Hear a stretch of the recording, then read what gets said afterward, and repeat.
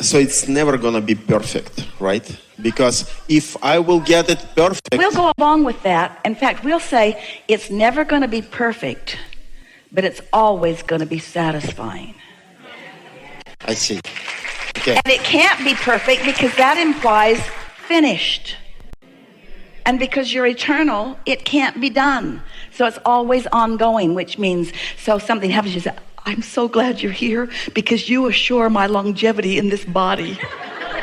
I'm so happy that you're making my life so miserable because if it were not for you, I wouldn't be launching more rockets and I'd have nowhere to grow. I understand. So, but work, it's okay. You can drop it, you can move on, you can ask for another one, and it will come, for sure. However, your patterns with your work people and your patterns with your personal people are pretty much the same patterns. I see. And we're just asking you to not be so human. No, that doesn't work. We're just asking you to not be so responsive to the conditions. Here's a really good description. So let's say you're in that manifested place in some situation, and for whatever reason, it's not pleasing you in some way. And you manage to get back into meditation and get another run at it, and it feels better. And then it goes wonky again because it's full of contrast. And so you get back into meditation and you get the momentum going and it gets better, but it still goes wonky. And then you kind of lose faith in the value of that. So you just do a little less of that and a little more of paying attention. And then it just wobbly and kind of wonky and wobbly and kind of wonky. And you just kind of develop into this pattern. And then you think, I need to do something different. And we say, you can't get there from there. Take that phrase home. Can't get there from there. You can't get to where you want to be from a manifestation that isn't pleasing you. You got to quiet your mind and get yourself away from it and start in a whole new neutral place, not neutral, a whole new empowered place where everything you want and your inner being is, and then get another run at it and get another run at it and get another run at it and get another run at it and get another run at it and get another run at it. And then one day, today or tomorrow, you find yourself in a manifestation that isn't perfect, but your satisfaction factor didn't go away because you have understanding of how it works. You're not blaming yourself. You're not blaming them. You understand you're collecting data. You understand it's just part of the process of making decisions about what you want. You don't freak out over little things. You stand solid in your knowing that all is well. You just get better and better at riding out the ripples, more and more happy as you go. Do I have to go all the way and start my progress over, or I can concentrate? Because I listened to you and you said concentrate on positives. That's what I was doing. You don't have to, but here's the thing. Even Esther thought she was doing what we were teaching. She just did another focus wheel. So she just soothed it for a minute. Her point of attraction was such that she had some things going on that she'd attracted from previous vibrations that she couldn't clean up with a focus wheel, because there was so much momentum already there that the factors involved just kept knocking her off her alignment. And so here's the best way of describing it. If this relationship is this damn much work, start over. Start over. If it's so much work that you're just spinning yourself into oblivion, if there's so much to react to, then sometimes it's better. And we don't mean leave the relationship. We don't mean leave the job. We mean approach it from a more centered place. And when you do that, what happens is the path of least resistance becomes so much more evident to you. You know, almost everyone makes almost every decision from a place of being more dominant about what they don't want than about what they do want. I agree.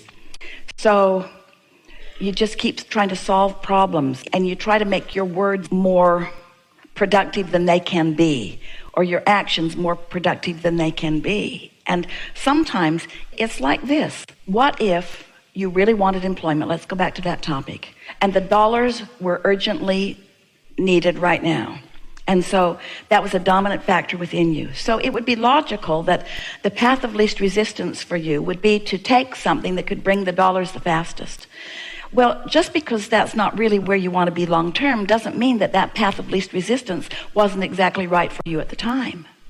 But now you're in this situation where the dollars are flowing and that is relieved, but now other things that are important to you are showing themselves to you, so you get to add another intention to the mix, which means this current manifestation is not the best answer to the newly understood desire that you've put back over here into the vortex. So often Esther would say on occasion, I don't want to hurt their feelings.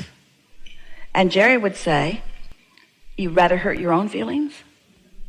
Or you say, I don't want to be seen as irresponsible, or I don't want to rock the boat. In other words, you make up all kinds of things when a manifestation isn't quite right, because frankly, the path of least resistance is not to just walk away right now. That would make it much worse for you, much more upheaval sometimes in some of your quick, not well thought out fixes than if you just sort of let the status quo be where it is while you find a new centered place. We know you're following this. So now?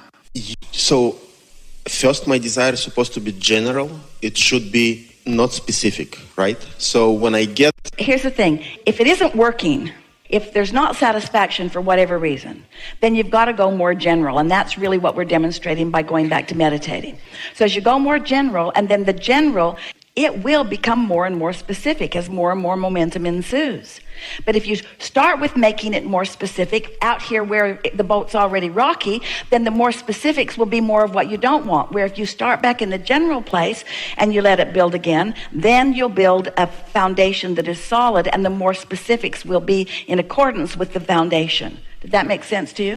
Yes, and I got there, right? And I have some small undesirable things happening, right? And instead of concentrating on them, I'm trying to concentrate on positive things But here's the thing. If you're looking at the manifestation and you're saying, well, that's positive, that's negative, and that's positive, that's negative, and these are the good things and these are the not so good things. These are the pros and these are the cons, and it's really good in this way. And when you look for positive aspects in the manifestation, you can't help but amplify without meaning to the negative aspects too.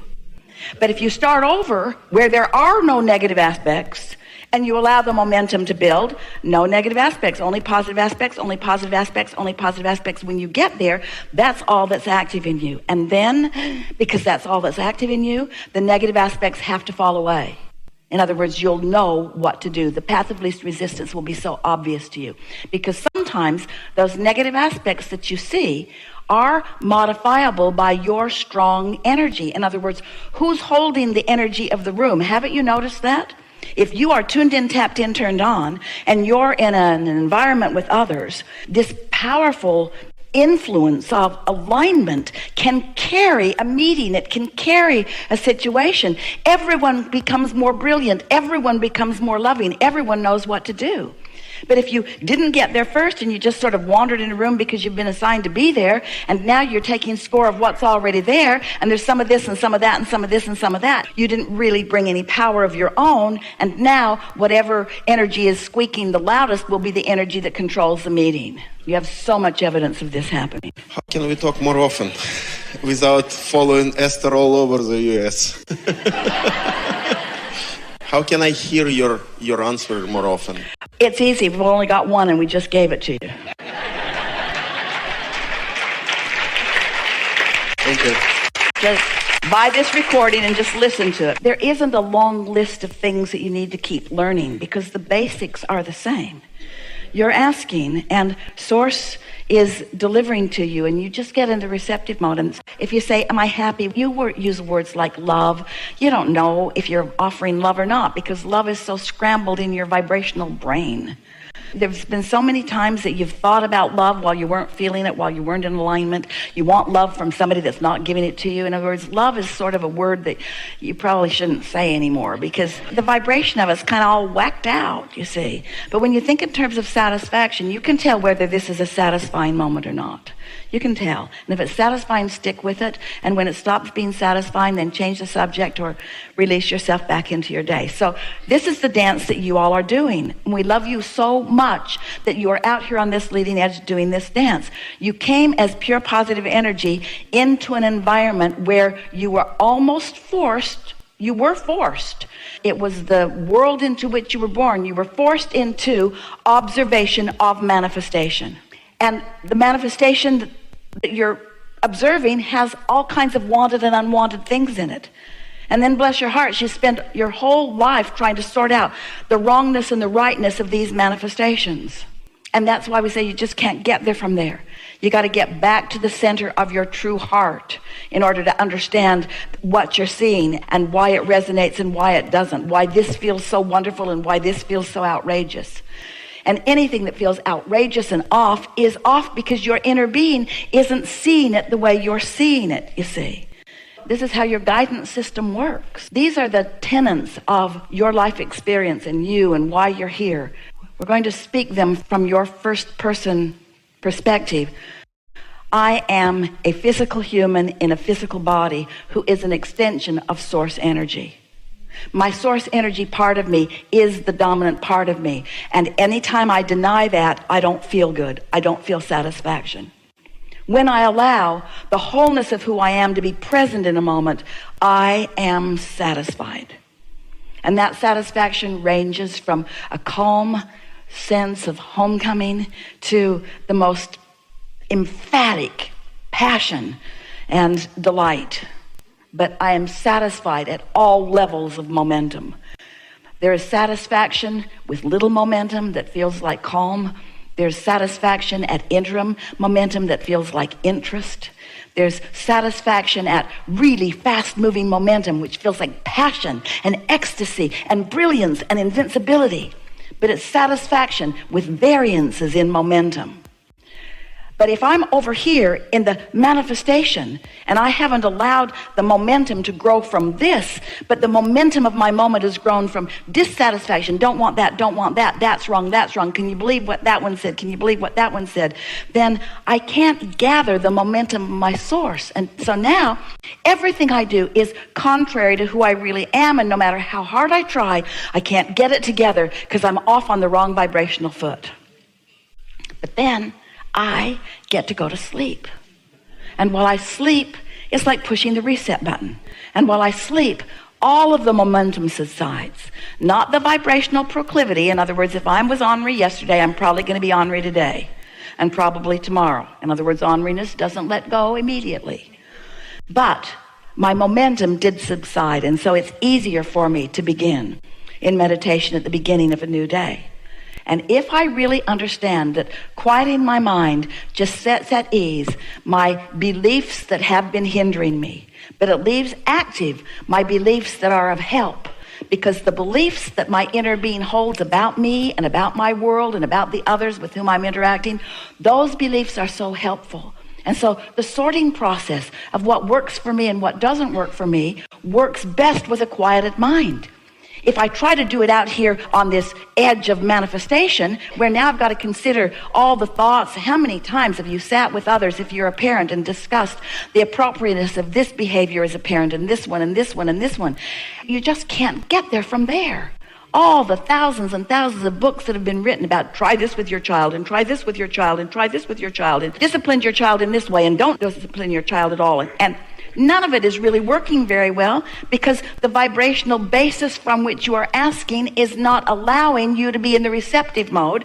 And if you're not in the receptive mode, it is certain that whatever you are conveying to your children or to your employees or to anyone that you're wanting to instruct, they cannot possibly be getting what you mean if you're not in the receiving mode while you're delivering it to them. You see what we're getting at? But if you take the time to tune in, tap in, turn on, if you take the time to start there and then let that momentum build, and then you follow your impulses, which means because you are in the receptive mode, you will rendezvous with others who are in the receptive mode, and then you will have the most brilliant collaboration, the most brilliant co-creation, the most brilliant what you call coincidences, which are just incidences that coincide. In other words, you will have the most brilliant co-creative experiences with others if you start there. And you do it often enough that you know the difference. Helpful? Thank you. It's always helpful.